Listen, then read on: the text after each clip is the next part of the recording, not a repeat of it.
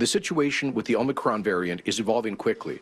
There are still many unknowns when it comes to the Omicron variant. No cases of the new variant have been found in Alberta. However, health officials remain on high alert. The province has identified 156 travelers who returned to Alberta from one of the countries where the new Omicron variant has been found.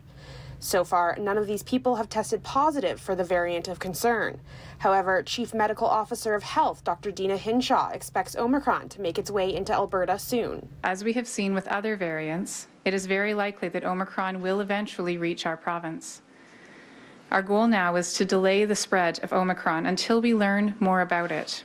Dr. HINSHAW says the provincial lab is screening all COVID-19 positive samples for known variants. Over the past week, 99.8% of all Alberta cases have been the Delta variant. Remaining cases are sent for full genetic sequencing that could identify any case of Omicron. Individuals who have returned from countries that have cases of the Omicron variant have been tested and asked to quarantine for 14 days. We believe that stopping this new variant at our borders is an essential first line of defense to prevent spread.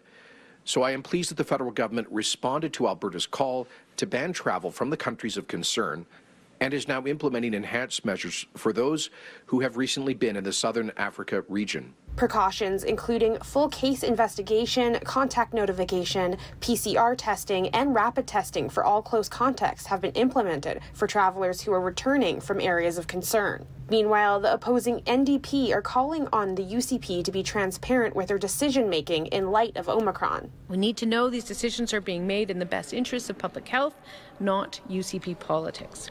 We need to see the modelling. We need to see the advice. We need to see the recommendations. Albertans deserve to see all the options and the science behind them. She's also calling for a risk index to measure what would trigger public health measures and paid sick leave so parents can get their kids immunized. While much remains unknown about Omicron, NOTLEY says Alberta remains vulnerable. In Calgary, Jasmine Vickaryous, City News.